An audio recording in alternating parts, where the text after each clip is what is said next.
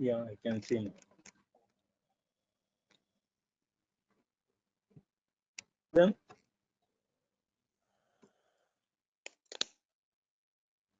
Yes, the sir. first transaction code we'll see is DGR3. DGR4 anyways, it does not contain any data at all.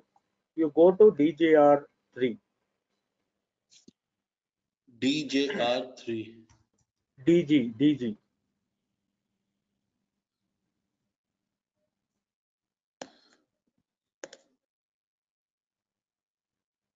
DGR3 to display the DG packaging data. Is my screen visible? Yeah, it is. So actually, sir, But I don't my see. network, uh, my network is I not don't see that you much strong typing. here. आप So type I've कर रहे हैं already वो logged मुझे in दिखाई नहीं here. दे रहा यहाँ. I have typed the code and my window is open here. So I request you to, sir, please you log in. I'll follow you here. Okay, no problem. ठीक है.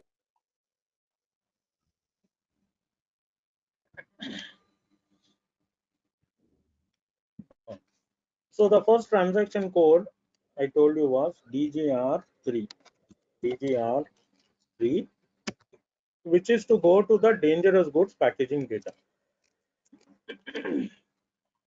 I told you in the theory part. For each kind of dangerous goods, they will be using different types of packaging material. Okay. It depends on what is the nature of the dangerous good, whether that dangerous good may react with the material, packaging material or not. Depending on that, we have to select a material which is non-reactive. So there will be a list of materials, and for each material, which is the most suitable packaging material that we are going to see in this. You can either select the material if you know the material. For example, I know a dangerous good called P182. I can enter that material name here and execute.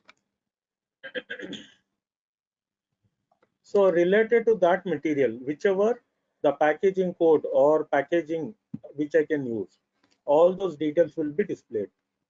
So if I am following IMDG, that is a C mode of transportation, then steel drums can be used, or even for IATA, that is air transportation. For that also I can use steel drums. For road I can use, apart from steel drums, I can use aluminum drums as well, plastic drums. So these are all the different packaging material. Okay, because my P182 it is a liquid, so I need to use the drum. There is no other alternate. But again, what using which material the drum has been made, that is also very important. So for P182 material, I can use all these packagings.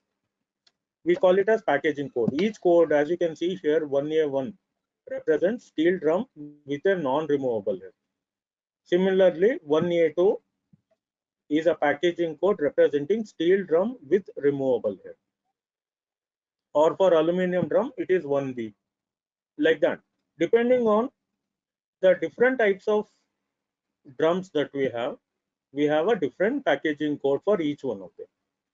This is one way. Either you can put the name of the material and you can display the packaging, or you can select the particular regulation.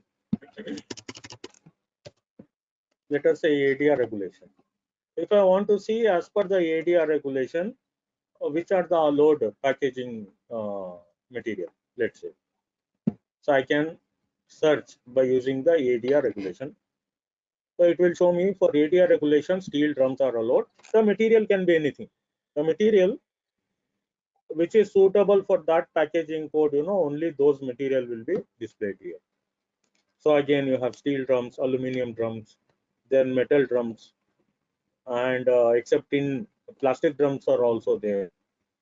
So here the common thing is the regulation, but the material will keep changing depending on that material. The packaging material will also be changing. So this transaction code DGR3 is used to display the material and the packaging code that is applicable to that dangerous good or to that material. That is why we use this transaction code.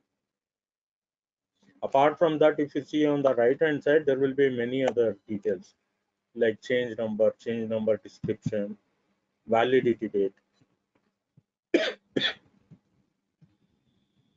and the description of the processing status. The processing status of this packaging code is it is released, means you can use that packaging material. If it is in release status, yeah, you can definitely use that packaging material. So these are some of the details you will find under DGR3.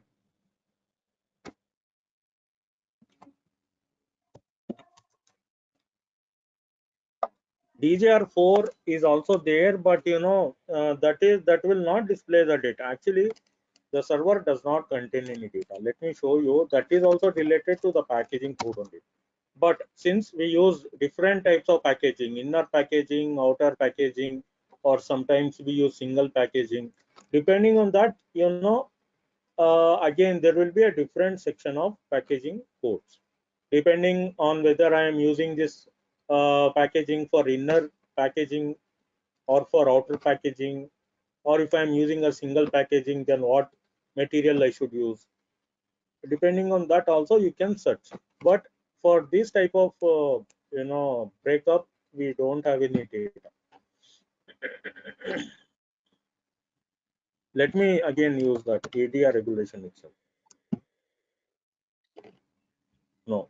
See, there are no data records. So that is why I went directly to DGR3.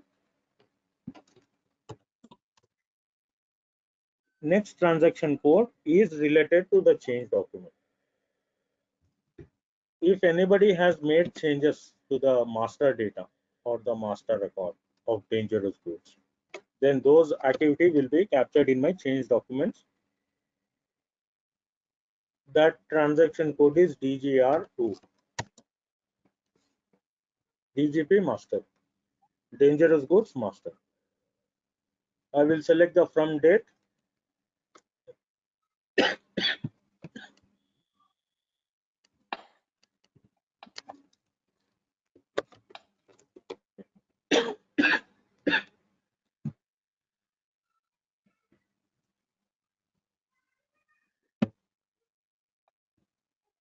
Okay. Let's go.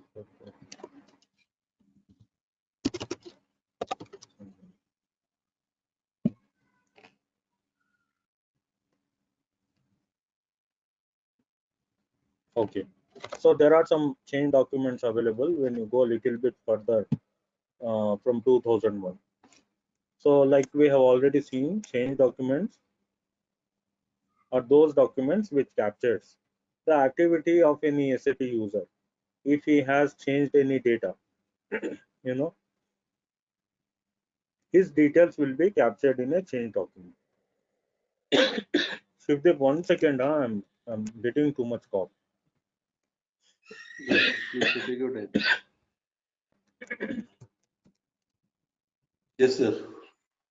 Okay, you can see some of the records here, wherein by using DGP1 transaction code, the user has made some changes to the dangerous goods master record.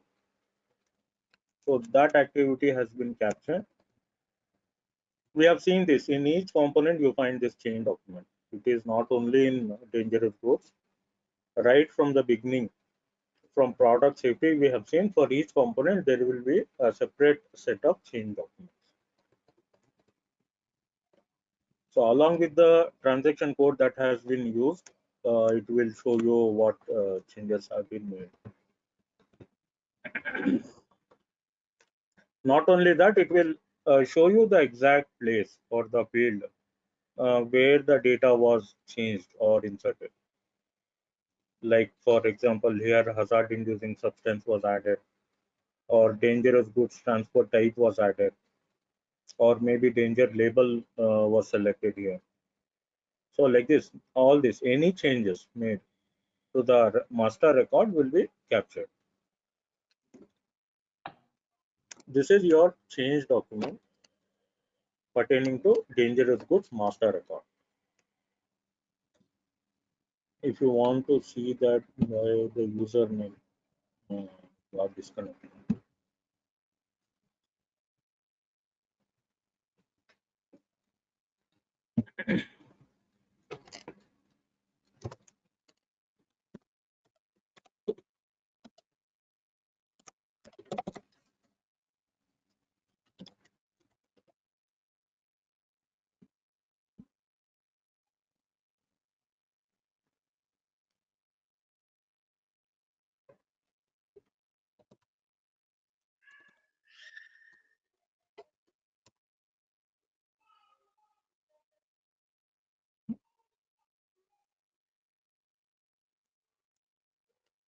So we were in DGR3. If you want to search using the no, I think we cannot search using the SAP username. That is not possible. We can only search by using the date and time.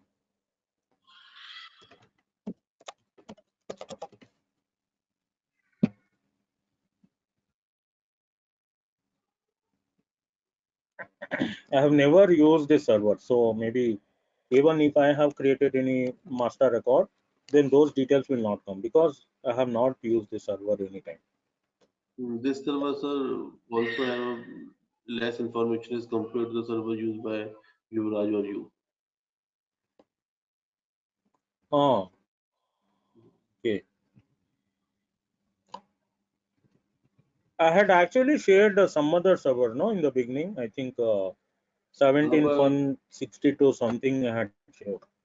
that didn't function on my computer, sir. So I request Hmm. some Yes, yes. technical to they provide the other details. Uh-huh. Yeah. Right. But I have personally not used the server, so I don't know exactly how much dumb data they have. But the latest data, as I can see here, is only up to 2011. After that, there is no data. And another thing is, any users, when they use the server for 6 months or after 1 year, they will completely erase the data. Mhm. Whatever data you are seeing currently, this is provided by SAP. This is not created by any user. There is no user data at all. In fact, if I have to tell you, because after 2011 it is showing nothing, which means the user data has been completely erased and only standard data is available. Or if I had created any master record, it would show my data because within this 1 or 2 months it will not be deleted, it will be there in the system. But here I can see only the records up to 2011. But yeah, Right, sir. it will be the same. I mean, when I if I create a master record now, or if I change a dangerous good master record, that will reflect here. So let us go to that and see. No problem. Anyways, we have to see that. So I'll go to the dangerous goods master record to change the dangerous goods master DGP2. I will open another session.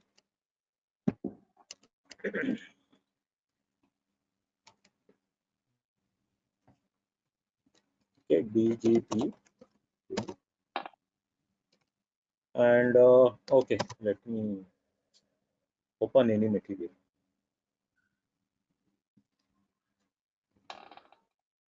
Hmm.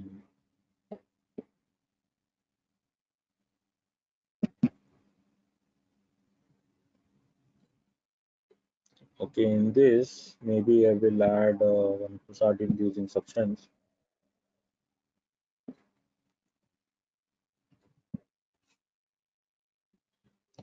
Okay, and I'll add note on regulation.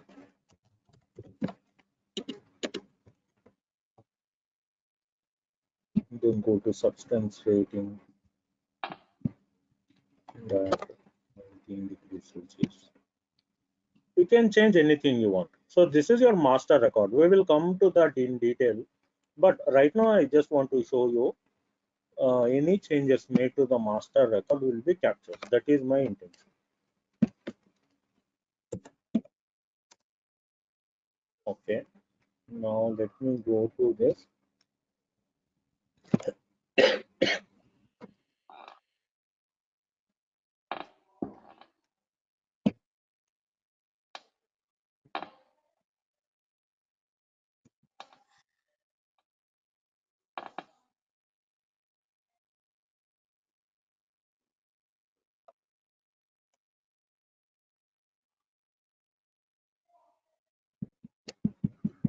Hmm. See, now it is coming right. I went to this ADR regulation. Okay, today's date, and then I used this DGP2 transaction code, and I made some changes to the data. So what data did I change? I changed the hazard inducing substance. I added control temperature. I added a note on regulation and temperature unit. I changed these data. Either it is not necessary whether you should change the data. Even if you create some new data, even that will be captured in the system. So these four things has been captured by the system. So this is your change document. So until yesterday, there was no new fresh data was not there from 2022. But now since I made some changes, it has been captured. So this is your change document. Next. Okay, hazard inducing substances. Now, if you want to, okay, before that, let me show you what are the dangerous goods master data. Again, in interview. So like I was saying, in the interview, especially in DG, they will ask you questions like, what is a master data in dangerous goods management? Like that, they will ask you. So you should be aware what is the master data that is in the dangerous goods management. So you to find out that there is a transaction code which is DGR1. DGR1 is a transaction code if you want to see the master data related to the dangerous goods. Either again you can search as per the material or as per the DG regulation. It doesn't make any difference.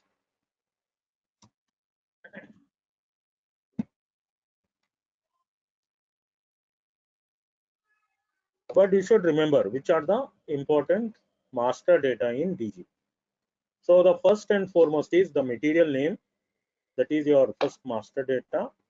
Second is regulation.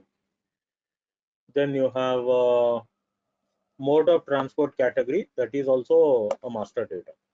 Mode of transport category. Validity area is again a master data. And if you go to the right hand side, this ID number is there, no? ID number and this ID number type. These two are master data. Dangerous good description is anyways. Then you have hazard inducing substance. This is a master data. And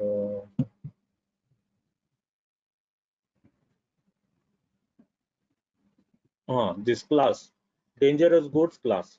This is also very important. This is a master data. Dangerous good class. Then the code, classification code. Classification code is a master data. Then packaging group. Packaging group, hazard identification number. Then danger label. What kind of danger label you will be displaying for the particular dangerous group. This is also a master data. Then the TREM card number. TREM card number is also important. These are some of the important master data related to dangerous goods. Okay. So if you come to this transaction code, you will you can easily identify. In fact, it is not so difficult. So this transaction code DGR1 is used to display the master data related to each dangerous good material. Okay, because it changes as the material changes. Maybe the packaging will be different, or the mode of transportation will be different, or the hazard inducing substance will be different, or the danger label which you need to display, that will be different, the DG class will be different. So it keeps on changing depending on the material that is being listed out. So that is why for each material there will be a different set of master data applicable. So this is your DG master data. The same information is also available in another transaction code. Not only here, there is one more transaction code which I just used some time ago. If you go to that, also you can find the same master data. So let me go to that. I will go to DGP3. Okay, this is to display the dangerous goods master. Now here what I will do, again I will use ADR regulation.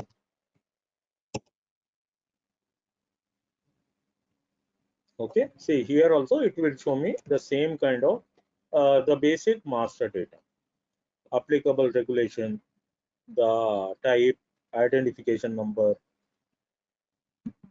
okay, then the class, subclass, packaging group, packaging instructions, then hazard inducing substances, danger label, etc., etc., validity area, mode of transportation category. This will also show you the master data. But only difference is this dangerous good master record will contain more information. It is not only limited to this, what I just told you. It contains even more information related to that particular material. Okay, that also we will discuss. First, we will go to other transaction codes. So this, remember, DGR1 is a transaction code if you want to see the dangerous goods master data. Again, after displaying this, you cannot do anything else. All you can do is just display that master data. That's all. You cannot do anything else with this. If you want, you can export it to Excel sheet. If you want to use the data, you can just export to some other medium or to some other files. Okay, so that's the only use of this. But you should remember, in a dangerous code, which are the master data. That is important. Okay, going ahead. Next, we will see the hazard inducing substances. So if you want to add a hazard inducing substance, or if you want to delete any hazard inducing substance, you can use the transaction code HMXD. HMXD transaction code.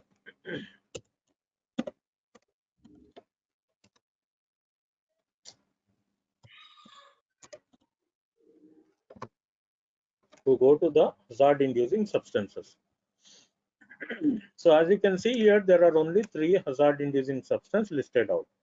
Now what if you want to add more number of hazard inducing substances like butyl alcohol, ethane, methane, or any other hazard inducing substance?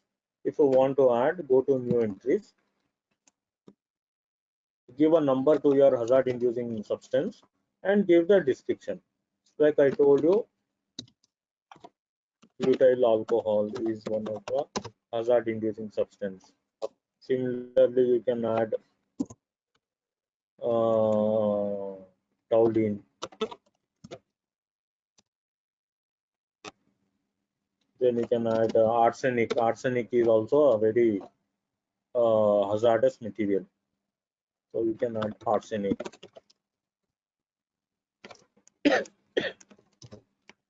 Then you can add barium is also a hazard inducing substance, etc., etc. You can add.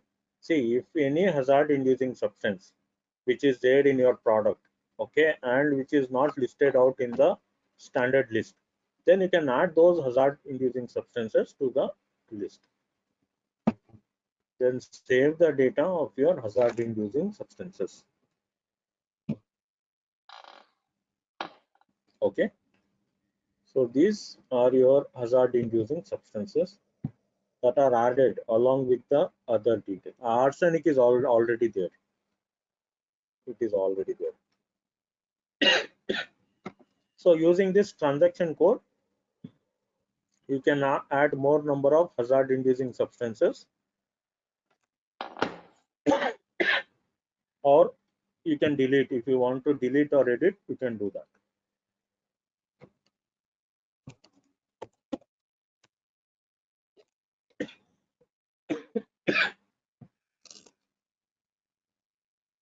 Next. Hmm. Yeah, activating dangerous good checks.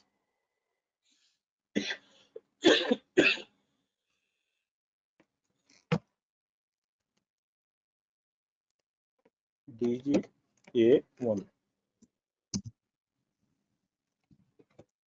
Okay, to activate, see, if you want the system to check whether the data you are entering in the documents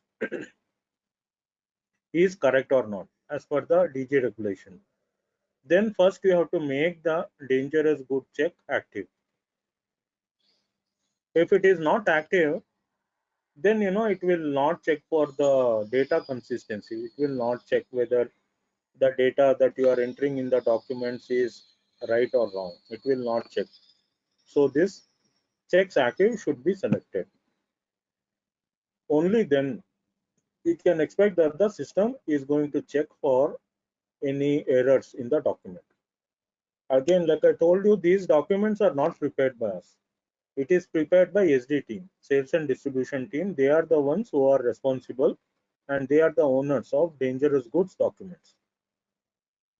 But to check whether the data is correct or not, you have to select this option called checks active. Only then the system will know that as soon as the data is entered into any document, it will check online whether it is correct or not. So you should select if unselected and save this option.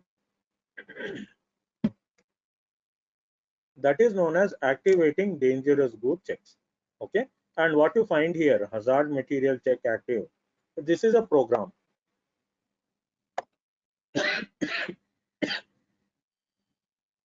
This is a program which will run in the background, and it will check whether the data that has been entered into the document is correct or not. So this program is a main program. Okay, anyways, that will be selected automatically without, you don't have to select any program name and all. That will come by default. But only thing is you should check this first option, and then you have to save that setting. This is known as activating dangerous good checks. Again, this is also a very important question. uh, Shivdeep. I don't know if I have shared the notes.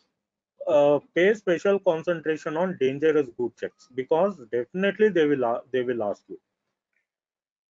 They will ask you how the system is going to check for the data errors, in which documents it will check, what data it will check, like that they will ask you.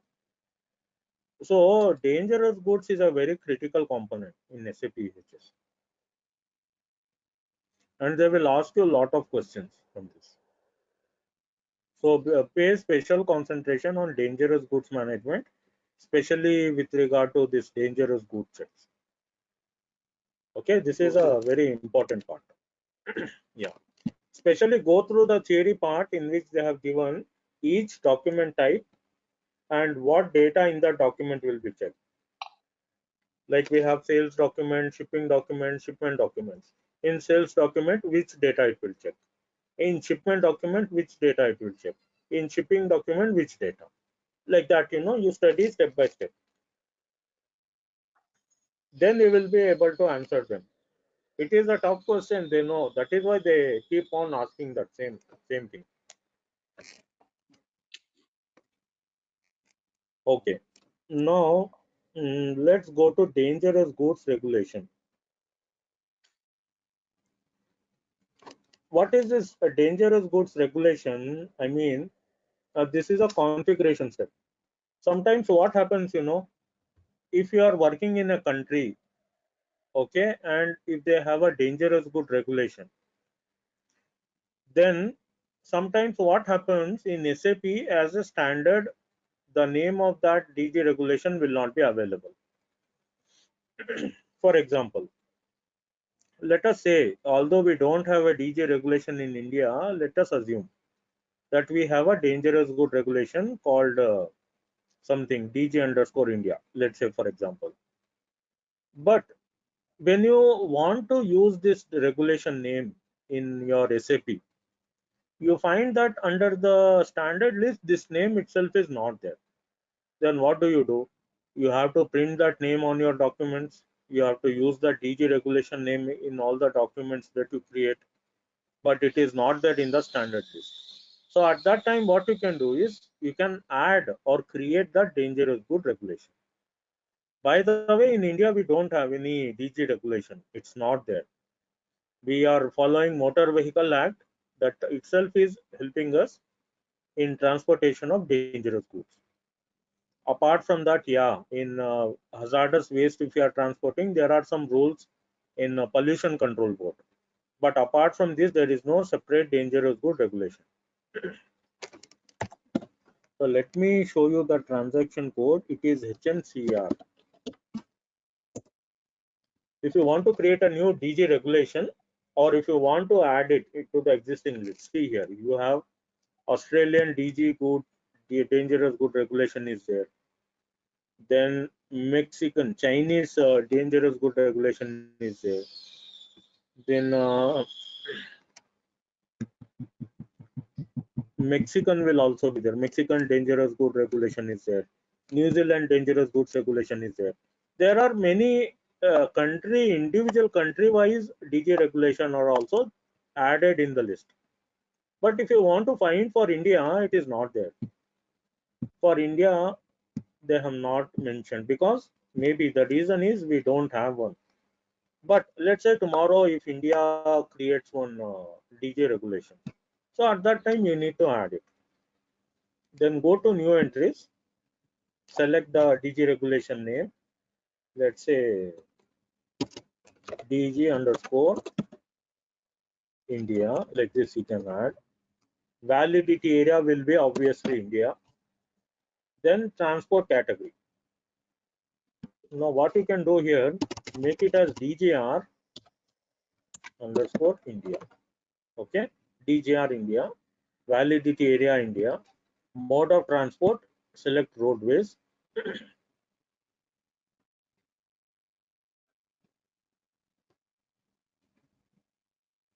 Okay, let us select roadways as the mode of transportation. Then you have to give a description to this DG regulation. So what I'll do, DG regulation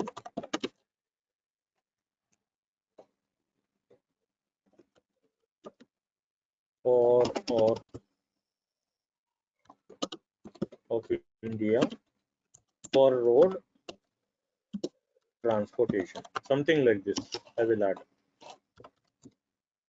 This is the description of my DG regulation. Along with this, if I want to use any other regulatory list as a reference, I can select even that.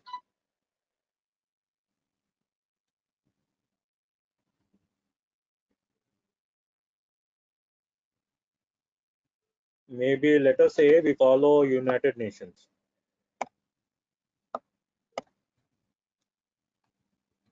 We follow United Nations dangerous goods transportation. Here like this UNDG.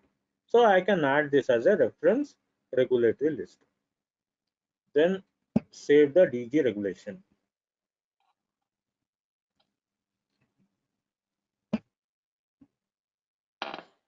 Okay. Now if you go back, you will find that even Indian DJ regulation has been added to the list. So depending on what is the mode of transportation we are using, that will appear among the list, and you can use this DG regulation if you are preparing any document. Okay, like this you can add. This is only, remember, this I have created for road transportation. Similarly, if you are using for railways or if you are using for inland waterway, then you can add, create more regulations. Or if you have only for road transportation, then one will be sufficient. So this is the customization. This is the configuration we need to do. And the transaction code we have used for this is DGA1.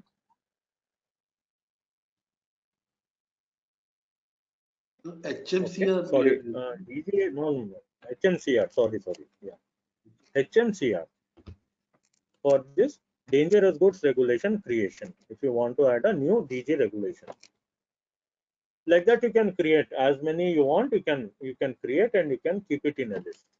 So depending So, sir, on what kind of document, huh, what if we hadn't active that hmm, hazard check in DGA1? So this will not accept this entry. hmm. No, it will not. It will not. Okay.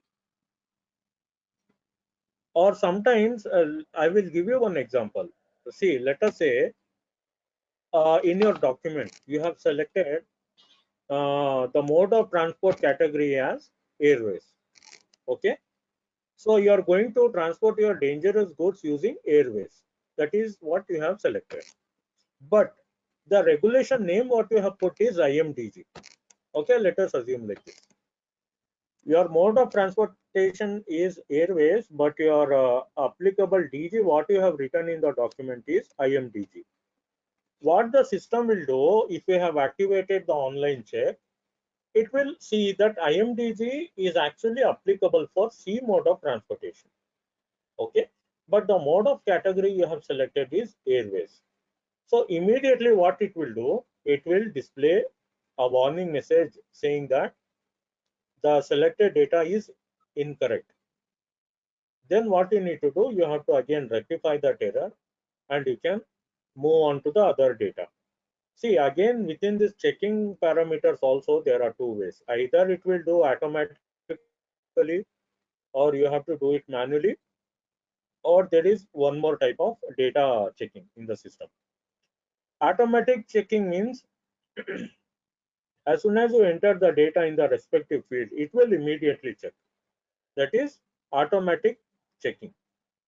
Manual checking means once you enter all the data, finally when you are saving the document, at that step it will check. That is your manual checking.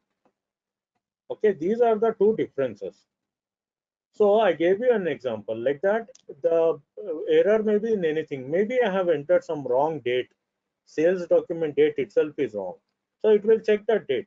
It will compare when I am preparing this document and what is the date I have mentioned. If there is any mismatch, it will again show the error. Or if my destination country is Australia, but I have selected CFR as the regulation, it knows my destination country is Australia. I should be selecting ADG as the applicable DG regulation. But what I have done a mistake by selecting 49 CFR as the applicable DG regulation. So again, it will show me the error. So that is why this dangerous good checks is very important, and that is the only mechanism by which we can avoid such errors in the document.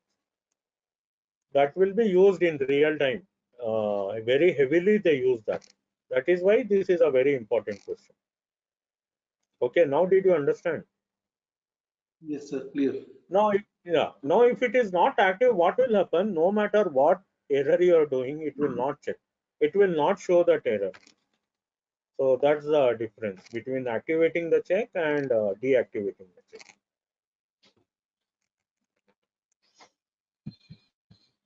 Okay, and here also, like I was saying, I have prepared DG regulation for India, which is DGR India, and this is applicable to the mode of transportation roadways. With the same name, if there is a regulation applicable for railways or for inland waterways, again you can add that also, no problem. But this is just a sample what I have added. But again, in real time, we don't have any DG regulation in India. It is not available.